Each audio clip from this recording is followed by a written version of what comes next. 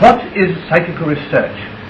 A popular opinion says that it means going to seances, holding hands in the dark, singing hymns, and perhaps getting in touch with your dead relatives. But in this, popular opinion is only partly correct, because it is confusing a psychical research with a spiritualism. A psychical research is a science, and is rapidly becoming an exact science. Its object is to ascertain by exact experimental methods how far the alleged phenomena of the seance room can be brought into line with normality. These phenomena, which are produced by people who claim abnormal powers and who call themselves mediums, can be divided into physical and mental. The mental includes clairvoyance, psychometry, the direct voice which spirits are supposed to produce at seances, and similar manifestations. The physical phenomena includes telekinesis, or the abnormal movement of objects without physical contact, the poltergeist phenomena you read about in connection with haunted houses, and similar manifestations. There is an idea that the study of alleged abnormal phenomena is quite modern, but that is not the case. People have been interested in psychic phenomena from the very earliest times, and even the literature of the subject is very old. In our research library of some 12,000 volumes, we have books going back right to the 16th century. I'll show you one of them.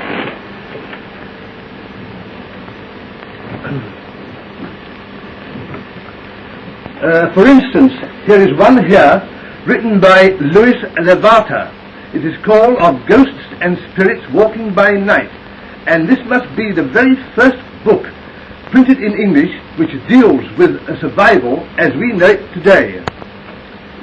I'll show you another one. Here is one written by Oliver Goldsmith and deals with the famous Cock Lane ghost. The extraordinary part of this book is that it describes a seance in a girl's bedroom exactly as if it might have been written yesterday. But modern research proceeds on vastly different lines to what it did in the 16th century. We now require a fully equipped laboratory, which I'll show you.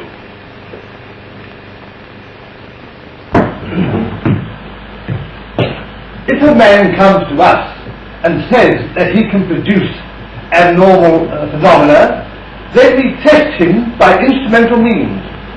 We have a number of special instruments for this purpose, including a dictaphone, a cinematograph projector and cameras, X-ray apparatus, infrared, ultraviolet, and many others, such as microscopes, etc. Now here are some very ingenious slates which I have taken out of our museum of such objects. Now these slates are very ingenious. Here you see a pair of simple slates, but not quite so simple. And when I tell you I gave £8 for them, you will know that there is a reason for the cost. A touch of a spring and you notice that they are covered with writing and a drawing of an alleged spirit. Here is another exhibit from our museum. Apparently it is a very well-made mahogany box, which I will proceed to lock. Now that, to all intents and purposes, is locked fast. But by touching a screw here, one can open the box whether it is locked or not. This is the kind of thing that some fraudulent mediums use, although not, of course, under any scientific control. I will now show you the very ingenious mechanism of this box in detail. you will see that the staple has been caught in the lock. Of course, the staple has come from the lid. When I when I close the box again and replace this pin, you'll notice the box is again locked. I will now unlock it, and of course the staple is back in the lid again, although it would defy anyone to find where a mechanism was hidden.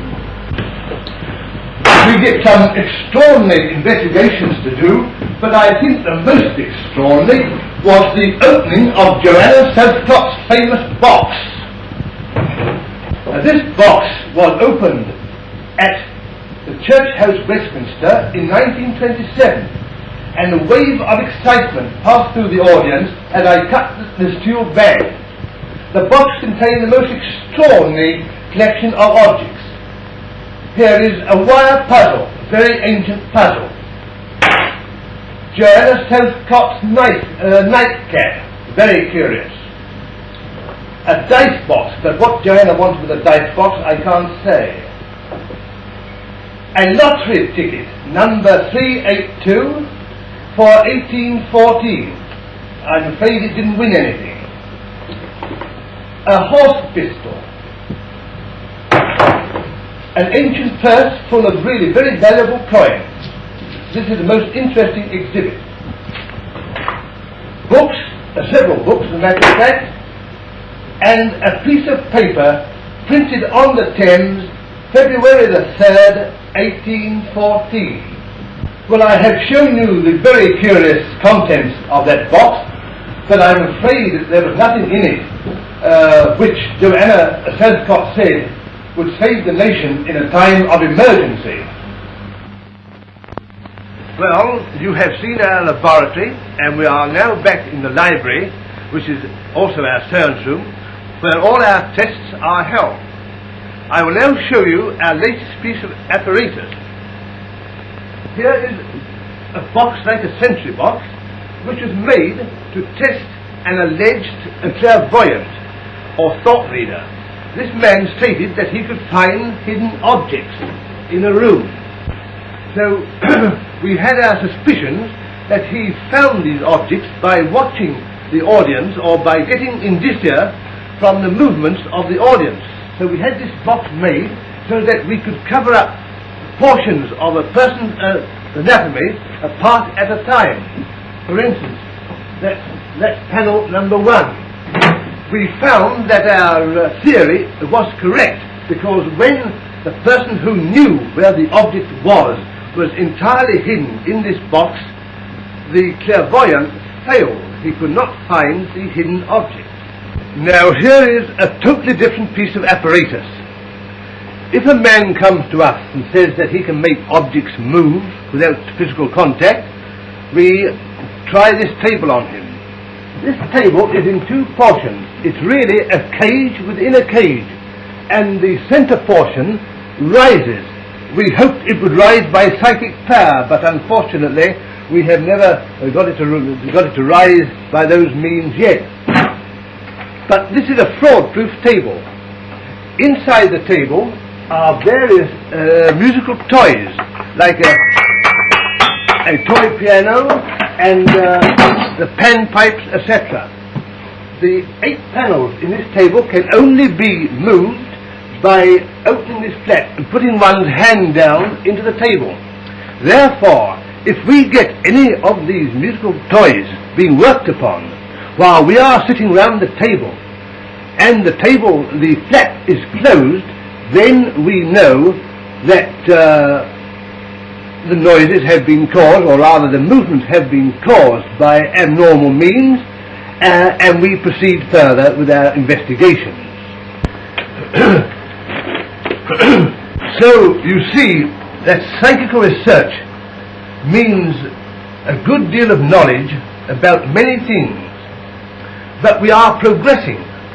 Not only are we progressing, but orthodox science is taking a very keen interest in the subject, and already many universities in various parts of the world, as for instance at Leiden in Holland, Duke University in America, Johns Hopkins University in America, and more recently a group connected with the University of London has been formed, and it is hoped that some information will be derived from our experiments.